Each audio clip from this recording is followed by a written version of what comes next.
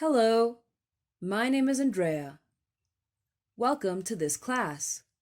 Today, we're going to introduce the topic of the nervous system. This lesson is divided into 3 parts. In part 1, we'll talk about sensory loss. In part 2, we'll mention motor loss. In part 3, we'll talk about loss of consciousness. Let's get started.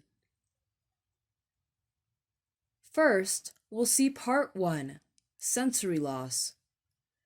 The central nervous system controls the sensory and motor functions of the body. It's important to pay attention to the health of the nervous system, as it's responsible for our main functioning. Diseases of the system therefore lead to loss of some of these functions. Hearing. The loss of hearing is called deafness.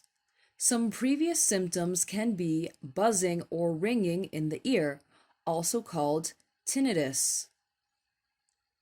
Sight. The loss of sight is called blindness.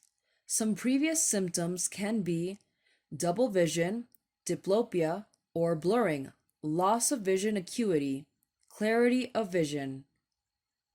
Sensation, feeling. The loss of sensation is called numbness or anesthesia.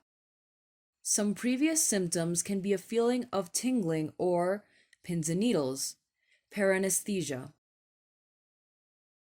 Balance. The loss of balance is called unsteadiness, ataxia. A common symptom is dizziness, vertigo. Notice that there are no common words for loss of or conditions relating to taste and smell. Let's move on to part 2, motor loss. Motor loss refers to the loss of control of mobility or movement. Motor loss symptoms and signs include weakness, loss of power, paralysis, complete loss of power and movement.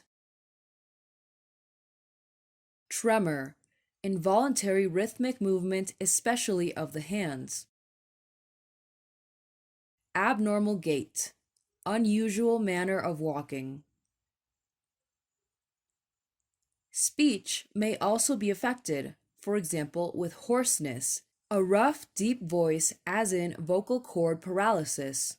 Slurred speech means poor articulation, such as we can see with cerebellar disease. Finally, let's see part 3, loss of consciousness. To lose consciousness means the patient is not awake or completely in their senses and responding fully. Patients may describe sudden loss of consciousness in a number of ways. Some common phrasal verbs are: I passed out. I had a blackout. I fainted. I had a fit.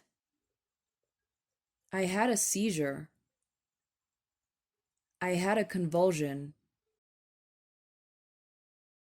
Fit, seizure, and convulsion are all used to refer to violent, involuntary movements, as in epilepsy. For example, doctors may ask, when did you lose consciousness? For further information, here's a passage from a textbook on the causes of loss of consciousness. The principal differential diagnosis is between an epileptic fit and a syncopal attack or fainting. Syncope is a sudden loss of consciousness due to temporary failure of the cerebral circulation. Syncope is distinguished from a seizure principally by the circumstances in which the event occurs. For example, syncope usually occurs while standing, under situations of severe stress, or in association with an arrhythmia. Sometimes a convulsion and urinary incontinence, loss of control of the bladder, occur even in a syncopal attack. Thus, neither of these is specific for an epileptic attack. The key is to establish the presence or absence of prodromal symptoms, or symptoms that occur immediately before the attack. Syncopal episodes are usually preceded by symptoms of dizziness and lightheadedness. In epilepsy, people may get a warning known as an aura that an attack is going to happen. Note: the noun convulsion is often used in plural form. Its correct form would be: he had convulsions as a child. That's the end of today's lesson. I hope you found this information useful. See you in the next lesson.